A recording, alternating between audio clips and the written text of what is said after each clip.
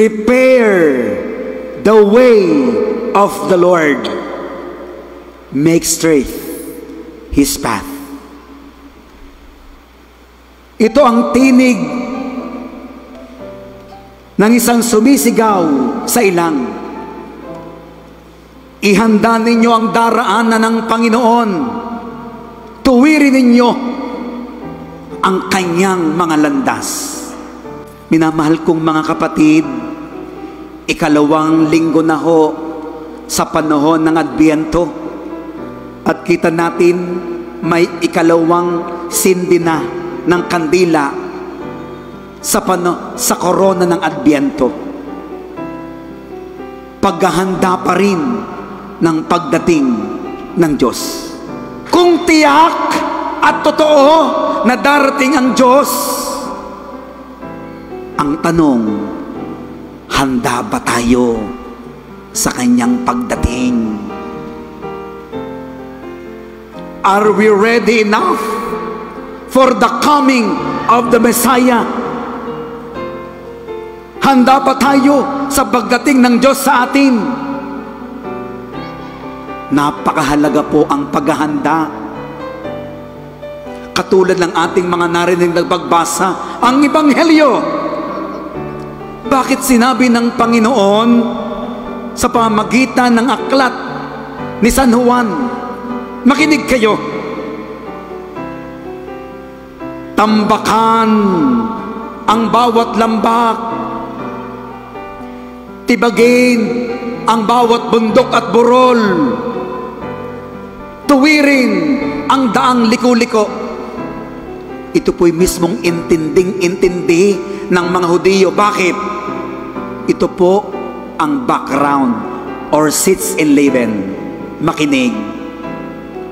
Nung panahon ng ating Panginoong Hesus, or even before our Lord Jesus Christ, kapag may darating na mga hari o mga natatanging tao o espesyal, anong ginagawa ng mga Hudiyo?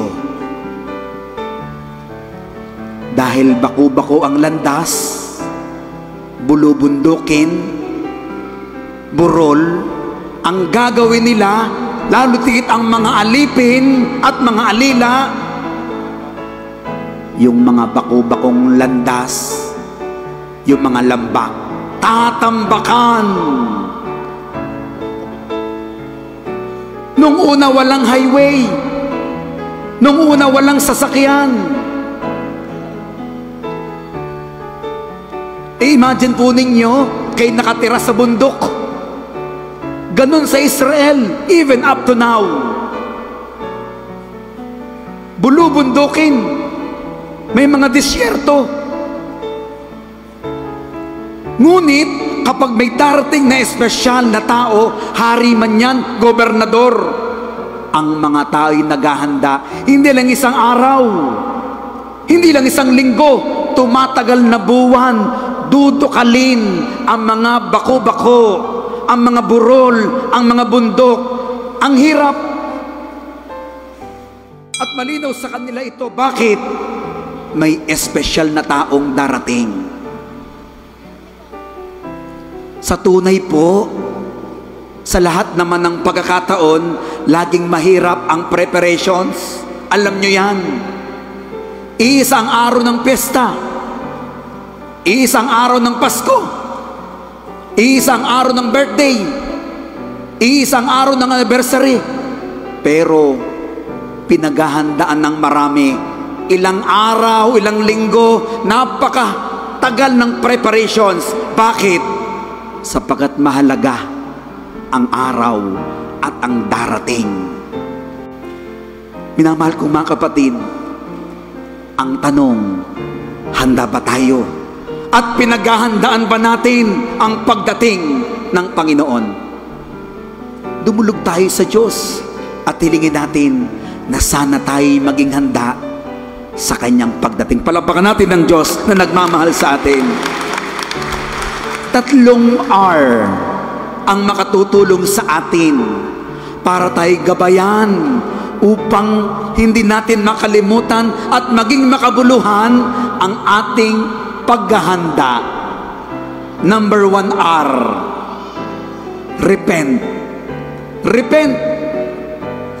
Pagsisisi sa mga nagawa nating kasalanan. Kasalanan natin sa Diyos, kasalanan natin sa ating kapwa, kasalanan natin sa ating sarili. Marami tayong nagagawang kasalanan. Malapit na ho ang Pasko. Ngayon po'y December 5. Digi 20 days na laang. Ay sa isang linggo, sisindihan na ang pangatlong kandila ng Adbyento. Tayo ba'y nagsisisi? Humihingi ba tayo ng tawad sa mga taong nagawan natin ng kasalanan? O handa ba tayong magpatawad sa mga taong nakagawa sa atin ng masama? Mahirap po ito. Pero kinakailangan natin to repent. Pagsisisi. Pangalawa, reform. Reform. Pagbabago. Mahirap po ang magbago. Ano ba nangyari sa iyo? Na-deform na yata ang iyong itsura. Pag sinabing na-deform, tabingi. Hindi na yata ayos ang iyong mukha. Hindi na yata ayos ang iyong buhay. Sabi nga na sa Batanggenyo, ayos-ayusin naman. Sabi ng iba'y, kumusta ga? Ayos naman. Ang iba'y, ayusin. Ay talagang ang dapat nating ayusin At ang kauna-unahan nating dapat ayusin ang ating buhay. Tambakan ng mga lambak. Anong dapat nating tambakan? May mga kulang. Ano ang kulang sa buhay ko? Saan ako nagkulang? Akala ko ayos na, hindi pa pala. Tibagin ang mga bundok at burol. Mga pagkakataong ang hirap-hirap alisin ang ugali nating mapagmataas, puno ng pride. Ano nangyayari sa puso natin? Minsan wala na tayong puso. Minsan parang hindi na tayo nakukonsensya. Minsan dahil pa ulit-ulit na nating ginagawa ang mga kasalanan, ang ating pagiging sinungaling at pagiging makasarili, parang nadideform na ang ating buhay. At ang number 1 ngayong trending, sino? Sina Marites, Maricon, Marilo, kung sino-sinong Marie. Kay tayo naman ay siglang-sigla kapag mga chismis na pag mga kahinaan ng ibang tao. Siguro dapat nating tibagin ang masasamang ugali. Reform. Pagbabago. Mahirap po ito. Pero kinakailangan natin. Pangatlo't huli, after repent, reform. Renew our commitment with God. Renew our yes to God. Mahal tayo ng Diyos at mahal din natin siya. Pero minsan tayo nakakalimot. Kumusta na ang ating relasyon sa Diyos? Salamat kahit papaano. Tuwing araw ng linggo, andito kayo. At alam ng Diyos, pipilit at pipilit tayong magdasal at magsimba. Palabakan natin ang bawat isa. Pero may mas malalim na paghamon sa atin na habang tayo nagdadasal at sumisimba, we renew our faith in God. na dapat makita sa ating buhay, sa ating puso. May nabago ba?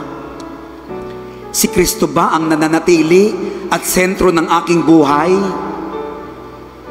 Minamahal kong mga kapatid, malapit na ho ang Pasko. Ay, nung isang araw, sinindiha o ang ilaw ng pailaw ng Taal. Ako po ay nag-bless nung gabi ng December 1. Ay talaga namang hong nakakatuwa. Para bagang paglumiwanag, narirenew po ang ating faith. Yung buong ang sarap ng feeling na, wow, Pasko na pala.